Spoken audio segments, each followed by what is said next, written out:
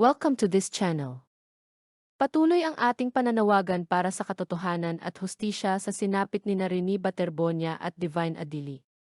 Huwag tayong tumigil sa pag-iingay upang hindi malimutan ang kanilang kaso. Mga kababayan, patuloy tayong mag-ingay sa social media para sa paghingi ng katarungan, katotohanan, transparency at accountability sa pagkamatay ni Rene at Divine. Huwag tayong tumigil. Kung meron kayong any footages, TikTok, Reels, clips about them, bring it out para palaging sariwa at hindi malilimutan ang trahedyang nangyari sa kanila. Tama na ang mga cover-up kung meron man, pagprotekta sa mga mayayamang posibleng may alam at kinalaman. Tama na ang paglihis at pagtuturo sa Fall Guys. Maging detalyado sa investigasyon.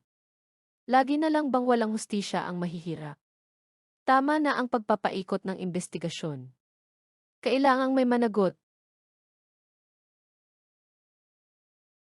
Tama na ang mga press releases, photo ops, mga papoging media conferences. Tama na ang pagpapaikot. Pwede ba, magkaroon naman kayo ng puso sa katotohanan? Huwag niyong gawing bobo ang taong bayan. Halatang may kinikilingan kayo. Halatang may pinagtatakpan kayo.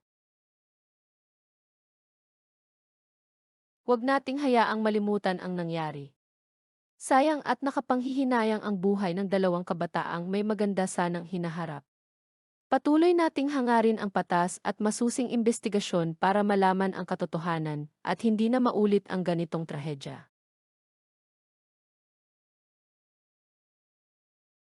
Eternal rest grant unto the souls of Rene and Divine, O Lord, and let perpetual light shine upon them.